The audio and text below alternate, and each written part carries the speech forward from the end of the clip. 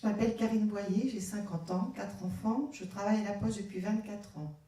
Je suis caissière au bureau. Je suis la plupart du temps dans ma caisse, dans mon cœur. Je m'occupe de la comptabilité, des coffres, des automates et des stocks. Ce jour-là, le 24 novembre, je n'avais pas eu le temps de prendre une pause. J'étais enfin à la kitchenette au fond du bureau. J'ai entendu un collègue dire « Vous ne vous sentez pas bien, madame ?» Je suis venue voir ce qui se passait, pensant trouver une personne avec juste un petit malaise. J'ai trouvé un corps allongé dans le couloir. Elle était inconsciente, elle ne respirait plus. Je me souviens avoir allongé son corps sur le dos, basculé sa tête en arrière et soufflé dans sa bouche. À la première pression sur son thorax pour commencer le massage cardiaque, le corps a fait un bond et j'ai entendu un « han » sortir de sa bouche. À la fin de cette première série de massages, j'ai refait un souffle et là j'ai senti le sien. Elle respirait. Ça marche, des gestes si simples, ça marche. La poussée d'adrénaline m'a épuisée. Je n'ai pas dormi de la nuit car ma joie était immense d'avoir pu intervenir pour sauver quelqu'un. Si j'ai réussi, c'est grâce à mes formateurs. Je suis donc là aujourd'hui pour exprimer toute ma reconnaissance à Olivier et Bertrand. Je ne sais pas si vous êtes là. Bertrand est là. Merci Bertrand. Ainsi qu'à Jocelyn qui nous a proposé cette formation. Je remercie les dirigeants de la Poste de pourvoir à ces formations. Maintenant, j'ai à cœur de vous dire personnellement, je suis plutôt timide, vous l'aurez entendu au son de ma voix. C'est très bien. Je n'aime pas parler en public, mais ma détermination est plus forte que ma crainte. Ma détermination à faire passer le message que la prévention est indispensable. Mais aussi, et là j'insiste, l'information.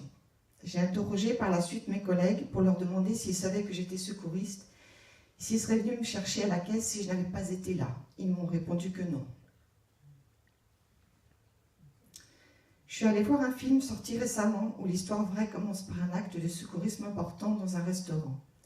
L'infirmière qui intervient dit à ce moment-là « Je ne devais pas être là ce soir. C'est exactement ce qui m'est arrivé et ça m'a beaucoup émue. Il y a plus de bonheur à donner qu'à recevoir. J'ai aimé ce témoignage diffusé récemment sur l'engagement des bénévoles au sein des associations de la Poste à veiller sur les autres. Hier a été lancée l'application Sauve Life. Je ne sais pas si vous avez eu l'info. Tout à fait, c'était lancé sur Paris, après avoir été testé sur l'île. Qui permet de géolocaliser un secouriste dans un périmètre de 500 mètres autour d'une victime.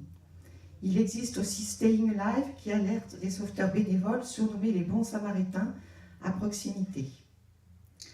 Le sens littéral du mot béatitude qui veut dire être heureux est en marche. Je veux être en marche et aujourd'hui j'ai comme projet personnel d'inciter les gens à faire une formation de secourisme car je suis en relation avec des associations qui veulent impacter la société. J'ai rencontré un développeur de projet qui porte le label Merci d'exister. Je découvre petit à petit cette dynamique et j'ai besoin de vos conseils. Un dernier petit mot.